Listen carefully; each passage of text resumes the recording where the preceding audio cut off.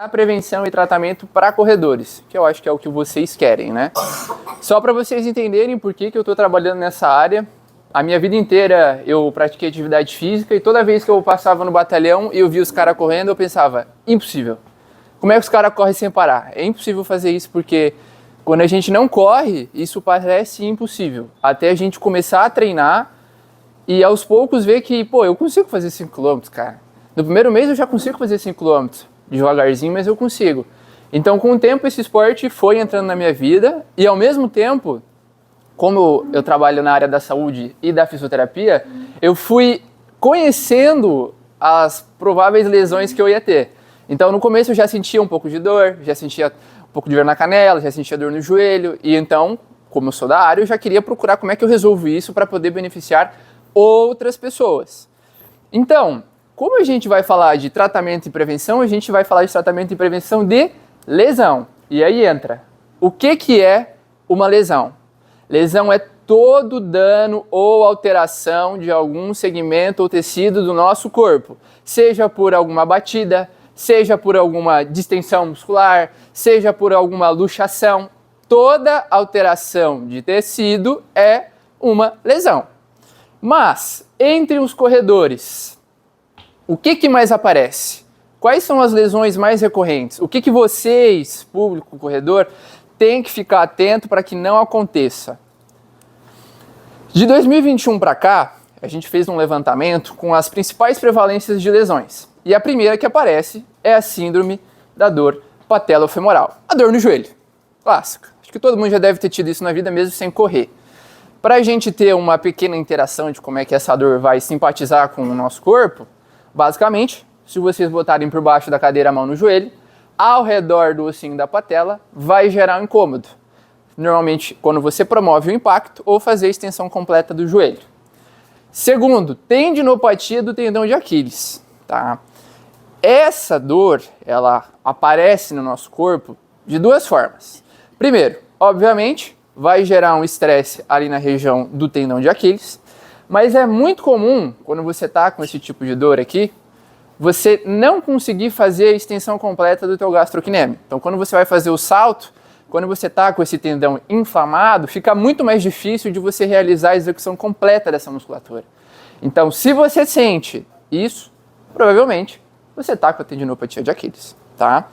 Terceira, síndrome da banda iliotibial. Cara, isso aparece muito.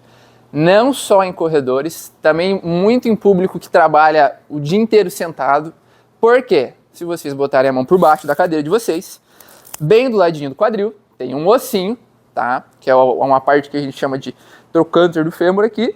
Descendo até o joelho, nesse ciclo todo, tem uma fita. Vamos chamar de uma fita durex, que cola e descola, tá? Essa fita, com o tempo, com o estresse excessivo durante a corrida, ou do contrário, com o pouco uso, quando você fica muito tempo parado, sentado, ela começa a colar mais ainda na tua perna. Literalmente colar, ficar presa, aderida.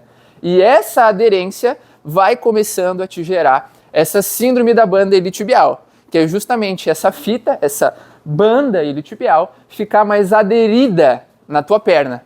E aí prejudica a ativação da musculatura local, prejudica a tua estabilidade do joelho. E a dor que vocês vão sentir, caso vocês já tenham sentido, vamos desvendar agora, é uma dor que ela pode vir do meio da coxa, indo até a lateral do joelho. Lembrando que a síndrome da dor patelofemoral, ela é uma dor ao redor da patela. E a síndrome da banda iliotibial, ela é uma dor que desce ao lado da coxa e vai até a lateral da patela. Então, se algum dia vocês já tiveram esse tipo de sintoma, pode ser um ou outro. Na dúvida, vão no profissional. Por favor, não procurem no Google, senão vocês vão ter até câncer no joelho se deixar. Canelite, clássica. Eu, sinceramente, achei que canelite ia ser o primeiro de tantos casos que eu estou atendendo ultimamente. Mas a canelite, ela tá ali em quarto lugar. Se vocês botarem a mão por baixo da carteira, lá na canela de vocês, bem no meio, vocês vão sentir o osso. Puxando para a lateral, para fora, se vocês apertarem, vocês vão sentir um músculozinho, tá? Se vocês sentirem dor nesse músculozinho, Não é canelite, tá tudo certo. Tá? Podem ficar tranquilos que tá tudo certo. Agora, se você sentir uma dor do osso para dentro, aí, meu amigo, você tem um problema aí de umas 3, 6 até 8 semanas lutando contra essa canelite. E é doída, tá? E é difícil de recuperar. Mas dá para recuperar, fiquem tranquilos. Só assim, ó, entrando bem... Essa aí passa sozinha? Então, entrando bem assim por baixo de como é que a gente trata a canelite, né? Eu vou deixar para passar no próximo slide para explicar isso para vocês. Por último, a fascite plantar, que ela é uma dor realmente embaixo do pé. Normalmente essa dor, se você tem essa patologia de manhã quando você acorda, duvido você botar o pé no chão e correr. É impossível, dói muito, parece uma pontada, uma facada mesmo. Pode em alguns momentos também dar uma sensação de estiramento, ou quando você vai fazer um movimento da passada, ele estira, ele aponta lá e você não vai rolar. Então esse tipo de sintoma provavelmente é uma fascite plantar, beleza? Ah, João, mas eu sou corredor amador e eu sou corredor já profissional. Tem diferença de uma para outra? Como é que vai ser essas patologias no meio de cada um? Bom, os dois estão sujeitos a terem dores. Os dois estão sujeitos a terem patologias. Porém, vamos concordar que a intensidade entre um cara que corre muito e um cara que corre pouco é bem diferente. Da mesma forma que o corpo do cara que já está correndo muito é muito mais forte, resistente e acostumado do que o cara que acabou de começar a correr. Então esses dois tópicos são muito importantes para o que eu vou falar agora. O corredor iniciante, por conta de ele não estar fazendo outra atividade física anteriormente, porque como a corrida hoje, ainda bem, né, ela está sendo muito aceita na nossa sociedade, literalmente aceita na nossa sociedade, muitas pessoas estão entrando nessa atividade física porque ela é barata, bota o tênis e vai para a rua correr, né? Ela é fácil correr, né? E, claro, né, dos termos leigos, depois a gente tem que aprender a fazer as partes específicas, mas é isso o que o cara que vai entrar na corrida pensa. Ele acha que é botar o tênis, sair correndo o máximo que eu puder, todos os dias, sem parar. E aí é onde entram as principais lesões do iniciante, que é a canelite e a dor no joelho. Por quê? A canelite, só para vocês entenderem, toda hora, todo momento, o nosso corpo ele está trocando de pele. Tá? Então, a nossa pele, ela vai caindo conforme o dia passa, a gente dorme, ela revigora, e assim vai. Da mesma forma acontece com os ossos. Então, quando a gente está correndo, a corrida ela vai gerar um impacto. E a cada impacto que a gente gera nos nossos ossos, ele quebra um pouquinho. Não é uma fratura, não quebrou o osso, mas ele desgasta um pouquinho. E o teu corpo vai lá e bota de volta, e recupera. Só que quando o teu corpo não está acostumado a ter um pouquinho a mais desse desgaste, que é justamente na corrida, então o cara começou a correr, ele vai desgastar um pouco mais o teu osso, só que você gera isso, sei lá, 3 vezes na semana, 4 vezes na semana, o teu corpo não vai aguentar. E aí gera a canelite, que nada mais é do que o desgaste aumentado dos nossos ossos sem que o nosso corpo consiga recuperá-lo. Por isso que o iniciante normalmente sofre com canelite. É um pouco difícil, assim, o cara que já está correndo há muito tempo, o atleta que já está há muito tempo na carreira ter canelite. E aí é onde entra as lesões da galera que já está no avançado. Tendinite do tendão de Aquiles e fascite plantar. Por quê? Estresse excessivo. O corredor ele já tem um físico adequado, um cardio adequado, uma estrutura adequada, só que quando ele vai fazer algo de longa distância, de longa intensidade, de longo volume, e às vezes ele não respeita os limites do corpo dele, o corpo ele começa a falar assim, não, vou dar problema porque você tem que parar, porque se a gente não para, o corpo faz a gente parar. E essas patologias aqui, do tendão de Aquiles e fascite plantar, acontecem por não vou falar desgaste, mas vamos falar estresse excessivo dessas estruturas. Vamos concordar que correr nada mais é do que você dar pequenos saltos. Correr é pular, só que em movimento, né? Senão você está caminhando. E quando você pula, você usa a musculatura da tua panturrilha, você usa o teu tendão de Aquiles. Então imagina quantas vezes você não vai fazer esse movimento durante 42 km. Imagina 2 horas usando essa mesma estrutura. Por isso que acontece, principalmente nos avançados, esse tipo de patologia. Lembrando, não é regra, tá? É uma questão de o que um está mais suscetível do que o outro pela estrutura e pelos estímulos, tá? Não é porque você tem fascite plantar que você é um corredor avançado, né? Né? Vamos dizer também, o cara falar, faz uma maratona, desenvolve uma canelite, ele virou amador de novo, né? Não é de regra, mas se você é amador, fique atento. Se você é avançado, fique atento também. Todos estamos suscetíveis, beleza? Mas calma, a gente está falando de coisa ruim, logo a gente já chega na parte boa. Tratamento de lesão. Uma dúvida muito importante, me machuquei. O que eu faço? Para onde eu vou? Quando que eu começo? Primeiro ponto, quando você se machuca, vamos supor que você machucou o glúteo máximo, ele ajuda na impulsão na hora de você fazer o teu pulo, beleza? Machuquei meu glúteo, a partir desse momento o teu corpo vai olhar diferente pro teu glúteo. Ele vai falar assim, ó, não dá para usar. Porque quando você vai usar essa estrutura, dói. E o corpo não quer sentir dor, ele quer se proteger da dor. Então quanto mais você demorar para solucionar o teu problema, quanto mais você demorar para começar o teu tratamento, mais o teu cérebro vai parar de usar essa estrutura, então vou parar de usar o glúteo, e cada vez mais você vai ficar acostumado a andar, a caminhar, a correr sem ele, sem o glúteo. E aí é onde entra as desordens biomecânicas. Você fica com o quadril mais alto, fala que a perna está mais longa que a outra, começa a sentir fraqueza e que vai para a lombar, e assim vai gerando uma cadeia de lesões. Então a resposta é, o quanto antes você iniciar um tratamento, melhor. Mais rápido, mais fácil, com menos dor, e assim você consegue voltar para o teu esporte, que é o que a gente quer. Então essa é a resposta. Quando começar, quanto antes, tá? Dependendo do que aconteceu, por exemplo, eu tive uma ruptura de um ligamento.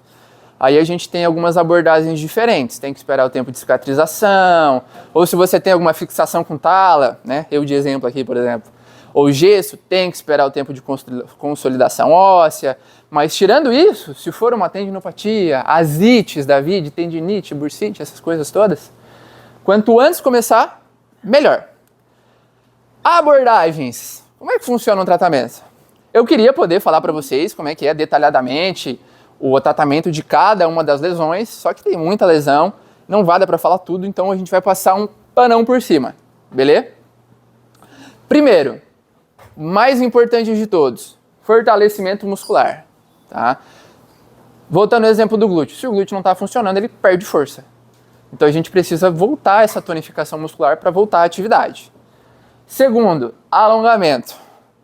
Se a estrutura está parada, ela começa a ficar mais enrijecida, ela começa a ficar mais, vamos dizer assim, colada, que nem a questão da banda iliotibial. Então é importante alongar, mobilizar, ou seja, ativar ao máximo o segmento que foi danificado, em todas as funções que ele faz.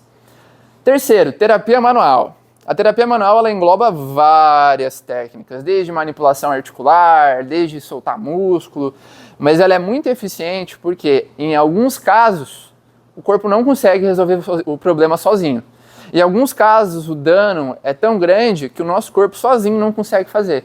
Ou, às vezes, ele consegue fazer, só que a gente tem tanto medo de fazer aquele movimento por conta da dor, que a gente precisa de algum outro profissional para fazer esse movimento para a gente, que é o movimento passivo, que aí é onde entra a terapia manual.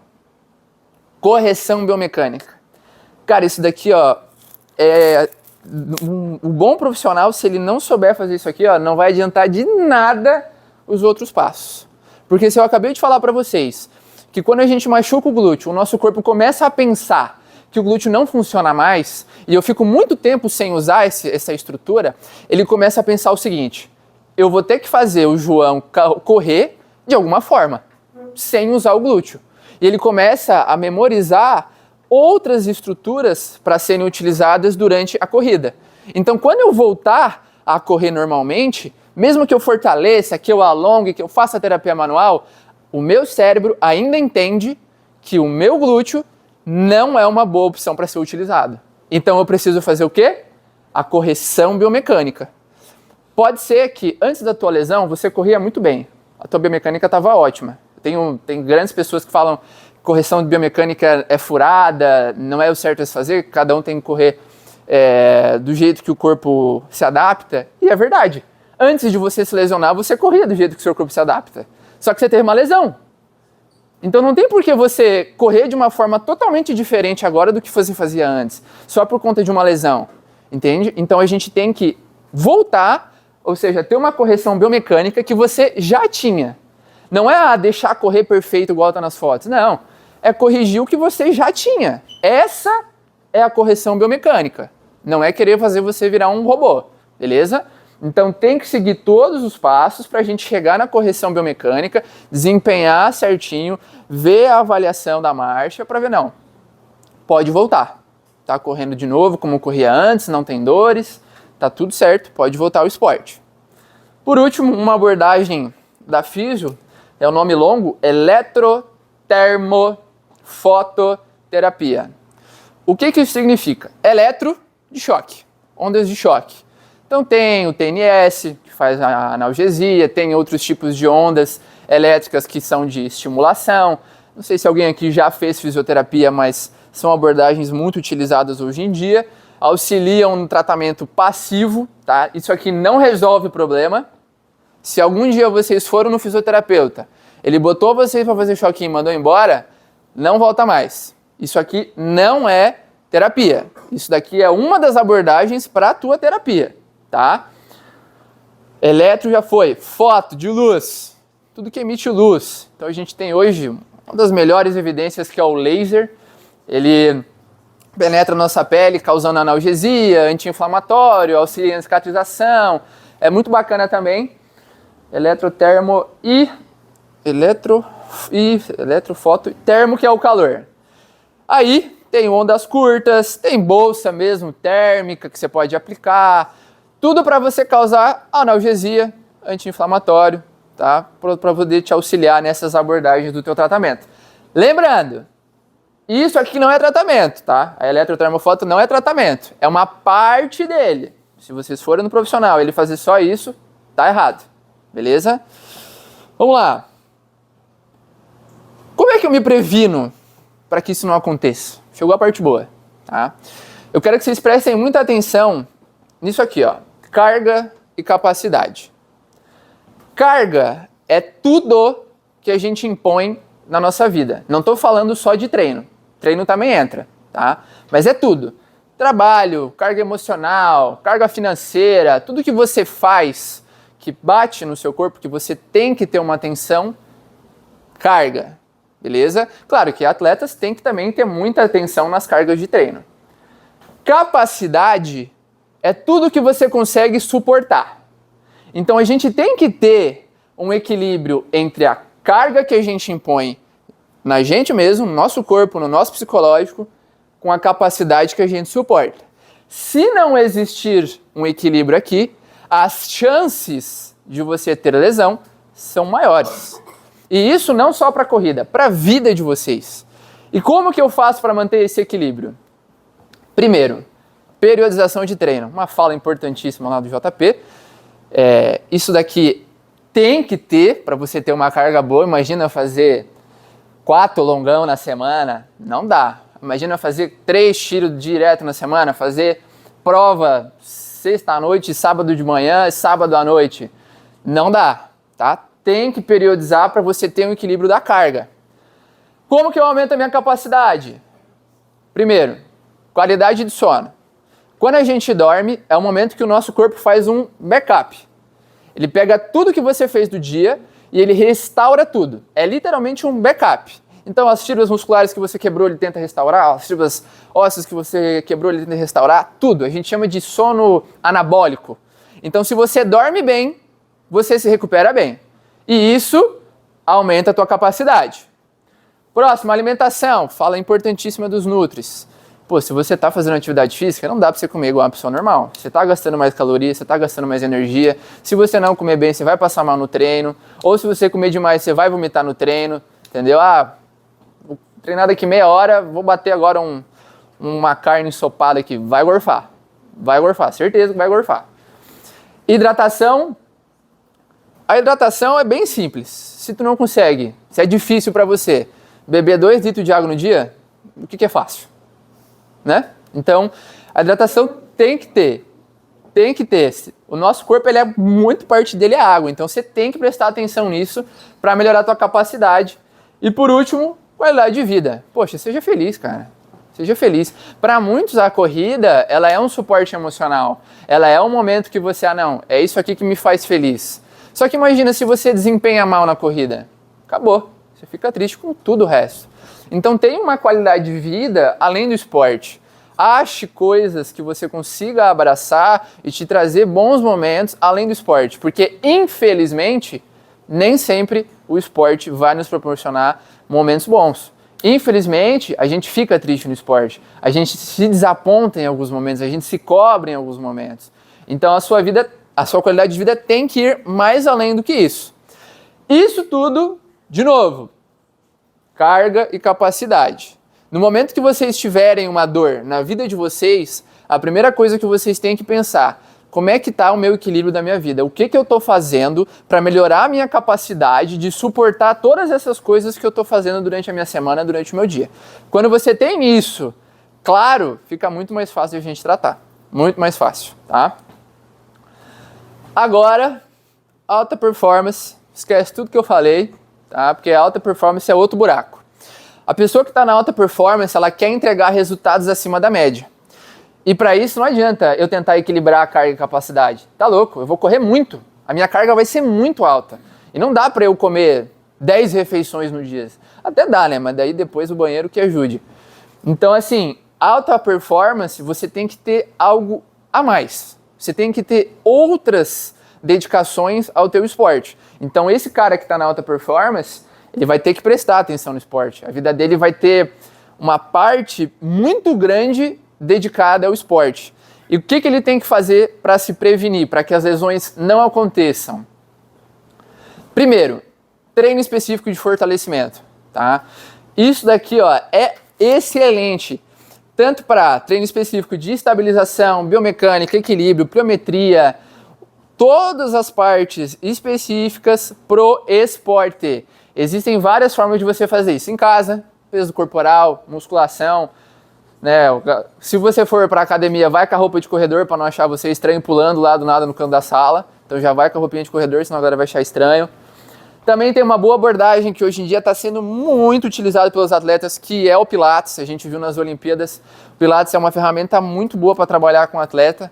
O estímulo que a pessoa tem no Pilates, ele não tem em outro lugar, tá? É uma coisa assim muito diferente de consciência corporal, equilíbrio, percepção.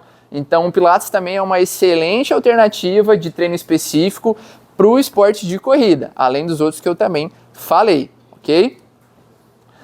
Próximo, recovery. Tá muito em alta a piscina de gelo, todo mundo tá pegando um balzão de lixeiro lá, botando gelo dentro, caindo, tá? E aí vem, funciona, não funciona, é moda, é mídia para postar, é isso que a gente vai falar hoje, tá? O gelo, que é a crioterapia, ele tem vários benefícios, tá? Ele tem várias formas de nos ajudar. Primeiro, ele acelera o processo de recuperação. Segundo, ele causa analgesia, que é alívio da dor, tá? E reduz a inflamação. Simplificando, o frio faz com que os nossos vasos sanguíneos fiquem mais fininhos, o sangue passa mais rápido, acelera todos os processos metabólicos do nosso corpo, inclusive a recuperação muscular e o anti-inflamatório. Basicamente, é isso que o banho de gelo faz. É uma excelente alternativa. Eu, particularmente, assim, não faço, não faria, não tem pra quê, né, mergulhar lá no gelo, prefiro tomar um banhozinho quente, mas é uma opção também de recovery. Além também, não botei a foto aqui, da bota pneumática. Não sei se vocês já viram aquelas botas de compressão. Ela tem um princípio parecido. Pensa que ela é uma bota que vai comprimindo do pé até o quadril, empurrando esses restos de célula que fica depois do treino. Não sei se depois do treino, bota o dedo lá na panturrilha, afunda pelo menos 1 centímetro assim, de tanto resto de líquido que fica. Então essa bota de compressão ela também vai te ajudar a enviar esses restos metabólicos para o resto do teu corpo. É como se fosse uma drenagem linfática automatizada, assim dizer, tá? Num termo bem leigo assim, mas também é uma ótima forma de recovery para auxiliar os atletas. Próxima abordagem, esse aqui é o xodó. Esse é o xodó, tá? Quem é corredor, já foi na liberação, sofreu, certeza. Sofreu com certeza, tá? E é normal acontecer. Por quê? A corrida, sendo um esporte de alto estresse, o nosso músculo vai ficando cada vez mais duro, e duro, e duro, e duro. E a gente precisa soltar isso daí. Por quê? A liberação, ela vai ajudar na melhora da função das fibras musculares, promove o relaxamento dessa musculatura e reduz a dor. Pô, João, mas para que eu preciso deixar meu músculo relaxado? Para que eu preciso disso daí? Pensa só, a gente também foi falado nas questões das conexões neuronais para força. Imagina que você tem a tua panturrilha, vamos diminuir para um número fácil aqui, você tem 10 fibras de músculo na tua panturrilha, tá? Começa lá pertinho do joelho, vai até o calcanhar, 10 fibras, beleza? Aí de tanto você bater, estressar, ela já estava rígida, começou a formar um ponto gatilho. Uma das fibras acaba se cruzando e nosa, um nozinho assim. Essa fibra aqui, ela perde capacidade de contração, tá? Você tenta contrair e dói, é literalmente um nó. Você tenta alongar e dói, porque é um nó, ela tá, entre aspas, amarrada. Então, quando você vai executar o teu movimento, você já perde qualidade, porque essa fibra não está mais trabalhando. Então, a liberação miofascial, ela vai auxiliar muito a devolver a tua performance, porque ela devolve mais função para mais fibras musculares. Fora a questão do relaxamento também. Quando a musculatura fica muito estressada, ela também perde um pouco da função dela de ativação. Então, o relaxamento também é um excelente benefício que a liberação pode trazer. Bem simples, tá? Para vocês entenderem como que ela funciona. Para cada músculo nosso, para cada feixe de fibra, tem uma pele. Vamos pegar aqui, ó. Como se fosse uma pelezinha, uma rede, bem fina. Por quê? Para os músculos não se encostarem um no outro. Se o músculo ficar atritando um no outro, queima, dói, não é bom. Então, para cada músculo, tem uma fina camada de tecido em volta, como se fosse um plástico. E esse plástico ele tem que deslizar conforme o músculo trabalha. Quando a gente fica com o músculo estressado, ou quando a gente tem um ponto gatilho, esse plástico ele se comprime e cola, fica colado no músculo. Ele comprime, cola e em alguns momentos ele pode causar o cruzamento das fibras. O que a liberação miofascial faz? Ela solta isso daqui. Quem for na liberação miofascial dói que é uma desgraça, mas a culpa é de vocês, ninguém mandou deixar o músculo assim, né? Dói para soltar, a gente solta para poder deixar a fibra muscular com a face alinhada e depois, nos pontos gatilhos, a gente faz uma pressão maior para meio que destrinchar essas fibras, tá? Então, a liberação miofascial serve para isso. Quem já fez sabe, dói, mas é muito bom o pós, você desempenha muito bem depois, sai totalmente relaxado. Outro pouco conhecido, mas que eu gosto de aplicar muito, é o dry needling. Ele é bem parecido com a acupuntura, é a mesma agulha inclusive, só que a acupuntura ela trabalha o equilíbrio dos sistemas do corpo em alguns pontos específicos. O dry needling, ele é mais, como posso dizer, dinâmico, tá? Ele age diretamente nos pontos gatilhos que eu falei para vocês, diretamente onde cruza as fibras. Então, ele causa, além de ir direto nos pontos gatilhos, causa uma hiperemia local, hiperemia é aumentar o fluxo sanguíneo, e ele reduz a dor. Então, basicamente, eu tenho lá pele, tecido, gordura, músculo. Chegou no músculo, eu tenho onde embola. Vou com a agulha diretamente onde tem esse ponto gatilho, deixo a agulha ali 3 a 5 minutos, entrou uma agulha aqui, fez um machucado, mesmo que pequeno, né, tá entrando alguma coisa aqui. E esse machucado gera a tal da hiperemia. Esse machucadinho que a agulha faz, aumenta o fluxo sanguíneo, leva mais glóbulos brancos, leva mais glóbulos vermelhos, e assim já gera melhor um efeito fisiológico local.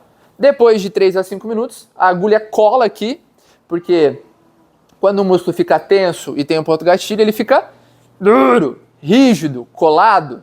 Então a agulha automaticamente ela se prende a essa fibra. Tirou, na hora, destrincha.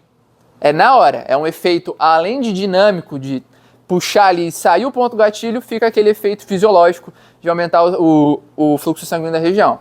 Dói menos que a liberação, tá? É só na hora de tirar que incomoda um pouquinho. Só que o efeito dele é mais específico para ponto gatilho, beleza? Outra técnica também que é bem utilizada é a quiropraxia. Também pode ser falado outra parecida que é a osteopatia, mas vamos resumir para manipulação articular, para ficar mais englobado, tá? Essa técnica, quando você tem um bom conhecimento do paciente, uma boa avaliação, além de promover a melhora da mobilidade articular e o efeito analgésico instantâneo, você consegue promover de várias outras coisas. Melhora da função intestinal, melhora da tua respiração. Claro, tem que ser algo bem avaliado, manipular exatamente o que precisa ser manipulado para conseguir esses efeitos. Mas, por cima, no alto, as manipulações vão trazer melhora da mobilidade e efeito analgésico. Como é que isso ajuda o corredor? Toda vez que você dá um passo, você tem que levar o teu calcanhar, levar o teu joelho, levar o teu quadril, mesmo que não sejam amplitudes grandes, você tem que ter essa amplitude de movimento preservada. E outra coisa que poucos corredores mencionam, mas acontece bastante no meu consultório, é dor lombar, tá? Muitos corredores têm dor lombar. E eu ainda, sendo bem sincero com vocês, eu ainda não entendi se isso é por conta da corrida, porque mesmo procurando em artigos científicos, não aparece causa de dor lombar para corredores. Ou se isso é por conta da nossa sociedade que, querendo ou não, a maioria trabalha com computador, a maioria trabalha olhando para o celular. E essas posturas mantidas causam a dor lombar. E talvez as pessoas, quando entram para a corrida e geram impacto, reflete na lombar também, tá? Mas a quiropraxia ou as manipulações articulares auxiliam muito na dor lombar, no alívio da dor lombar. Então fiquem ligados nisso, tá? Caso vocês já são corredores, já tem algum desses problemas que eu falei para vocês, tensão muscular, sente uma pedrinha lá no músculo, um nódulozinho, tá com uma falta de mobilidade, tá com uma dor na coluna, sente aqueles sintomas que eu falei para vocês, já é hora de vocês procurarem um fisioterapeuta ou um profissional da saúde para indicar o que vocês devem fazer.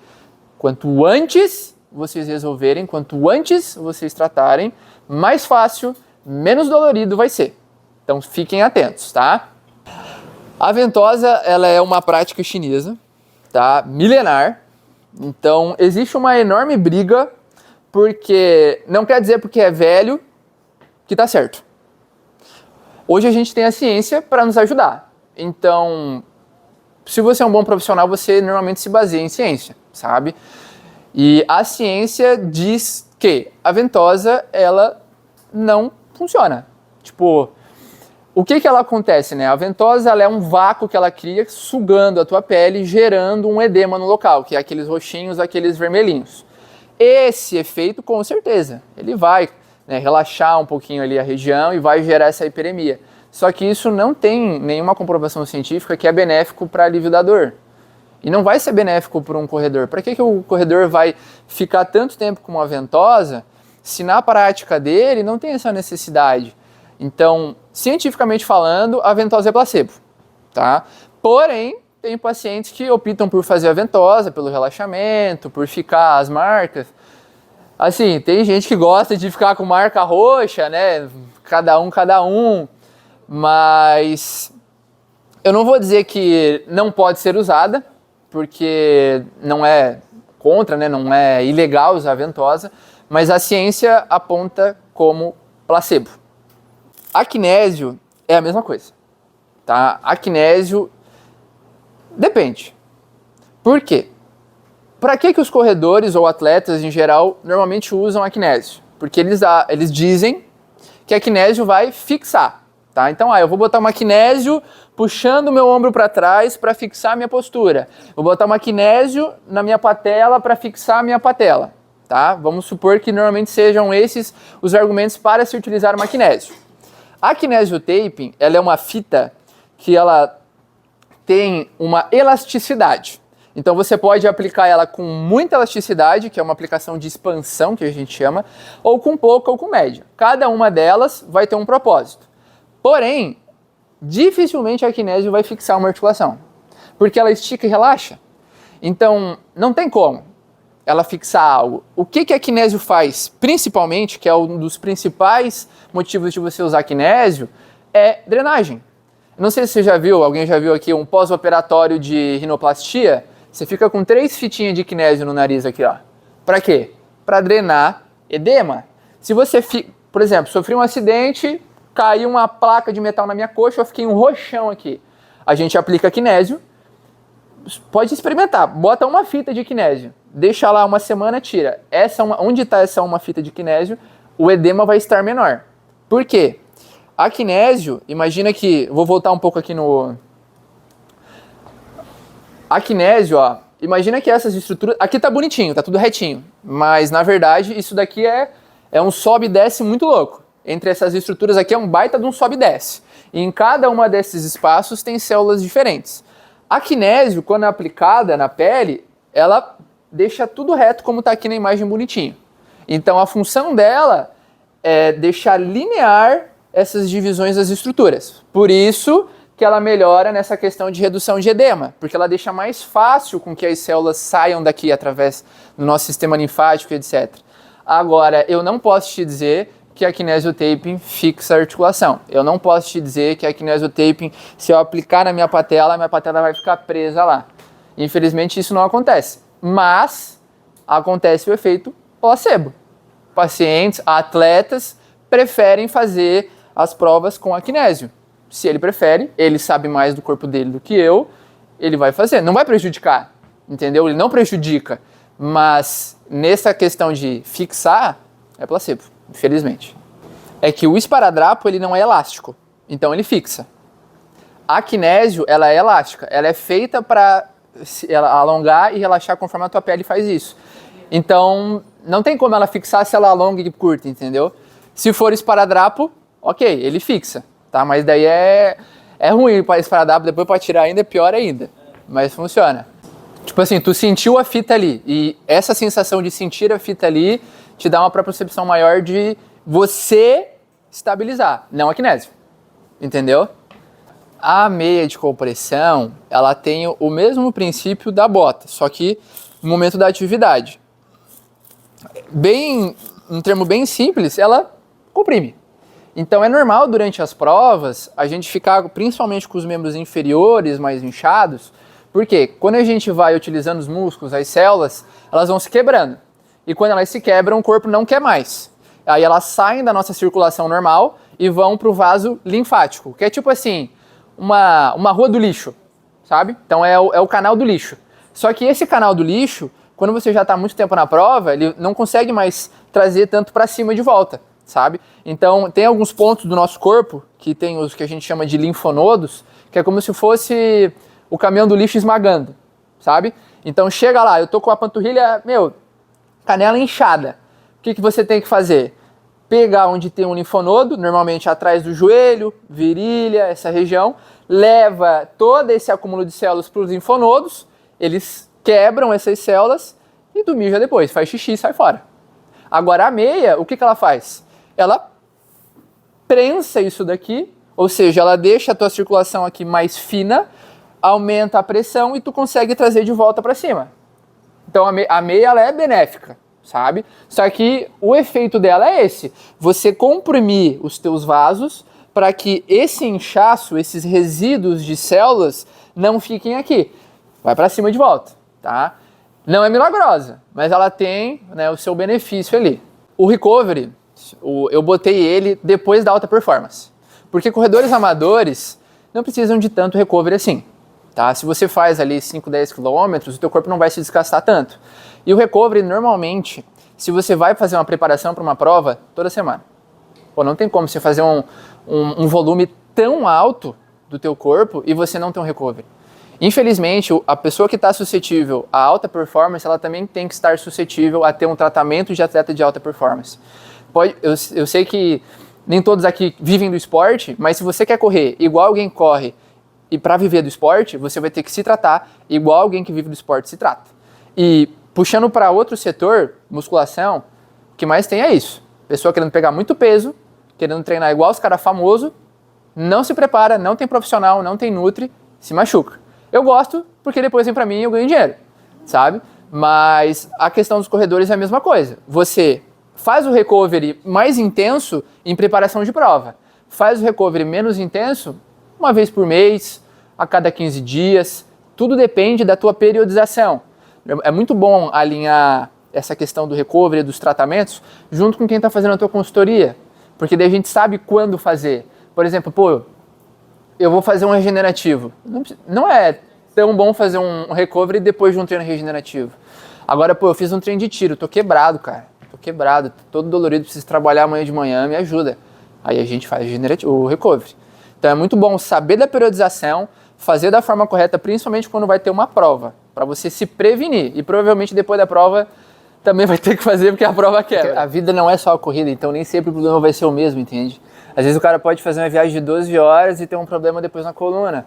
Mesmo que tu seja corredor, tu vai chegar lá na clínica e eu vou falar, cara, não vou trabalhar teus membros inferiores, a gente vai ter que trabalhar a coluna. É bizarro porque o nosso corpo, as nossas estruturas, elas trabalham muito em equilíbrio e desequilíbrio. Qualquer desequilíbrio que você tem, por exemplo, de uma pisada, se eu tenho uma pisada mais pronada, o meu quadril ele fica para valgo e assim já vai ocasionando outras alterações. Por isso que o recovery ele é importante pelo menos uma vez no mês para poder você continuar fazendo as suas atividades sem alteração estrutural. Exatamente. E é prevenir, é a frase que eu queria botar aqui no final para vocês. A prevenção é o melhor tratamento, gente, sabe?